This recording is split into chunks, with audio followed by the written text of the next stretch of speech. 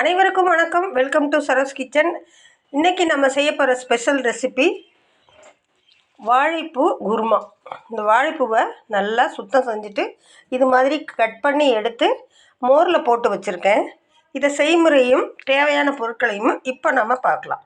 இப்போ அரைக்க தேவையான பொருட்கள் பார்க்கலாம். தேங்காய் ஒரு 3 சில்லு, ஒரு பூண்டு முழுசாக நான் உரித்து வச்சுருக்கேன், 1 டீஸ்பூன் சோம்பு. இதை நம்ம அரைச்சி எடுத்துகிட்டு வந்துடலாம்.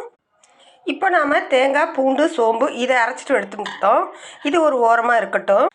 கடாய் ஆன் பண்ணி எண்ணெயை சூடு பண்ணிக்கலாம். தேவையான அளவுக்கு கடுகு, உளுத்தம் பருப்பு சேர்த்துக்கலாம்.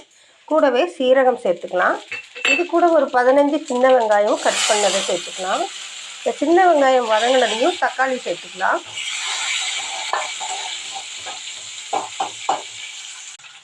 இது கூடவே 2 பச்சை மிளகாய், 2 வரமிளகாய் சேர்த்துட்டு தக்காளியை சேர்த்து இதுக்கு தேவையான அளவுக்கு உப்பு சேர்த்து மஞ்சள்தூள் சேர்த்து நல்லா வதக்கி விட்டுக்கலாம்.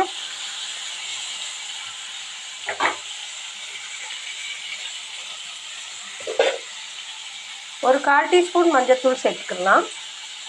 இப்போ நல்லா இதை வதக்கி விட்டுக்கலாம். தக்காளி நல்லா மேஷ் ஆகி வரணும். இப்போ பார்த்தீங்கன்னா உங்களுக்கே தெரியும், தக்காளி நல்லா மேஷ் ஆகி வந்துருச்சு. இப்போ நம்ம கட் பண்ணி வச்சுருக்க வாழைப்பூவை இதில் நல்லா வடிகட்டிட்டு சேர்த்துக்கலாம். இப்போ வாழைப்பூவை ஒரு 2 நிமிஷம் நல்லா வதங்க விடலாம். இப்போ தேவையான அளவுக்கு மசாலா பொருட்களை சேர்த்துக்கலாம். 1 டீஸ்பூன் மல்லித்தூள், 1/2 டீஸ்பூன் மிளகாய்த்தூள், 1/2 டீஸ்பூன் கரம் மசாலா. இப்போ இதை சேர்த்துட்டு நல்லா ஒரு தடவை கலந்து விட்டுட்டு தண்ணி விட்டு மூடி போட்டு மூடி வச்சு குக் பண்ணிக்கலாம். இதுக்கு தேவையான அளவுக்கு தண்ணி விடலாம். ரொம்ப தண்ணி விட வேண்டாம், சும்மா கொஞ்சமாக விட்டாலே போதும். இப்போ மூடி போட்டு குக் பண்ணிக்கலாம். இப்போ இதை ஓப்பன் பண்ணலாம். கருவேப்பிலையை சேர்த்துக்கலாம். இஞ்சி பூண்டு விழுது சேர்க்க நான் மறந்துட்டேன். எந்த ஒரு வாயு பதார்த்தமாக இருந்தாலும் அதில் கண்டிப்பாக இஞ்சி பூண்டு விழுது, பூண்டு நிறையா நம்ம சேர்க்கணும். இப்போ நம்ம அரைச்சி வச்சுருக்க சோம்பு, தேங்காய், பூண்டு இந்த கலவையை இதில் நம்ம சேர்த்துட்டோம்.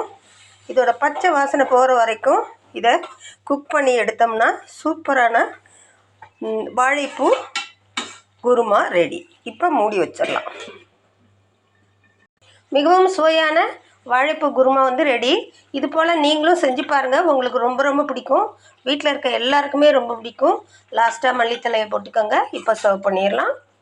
மிகவும் சுவையான வாழைப்பூ குருமா ரெடி.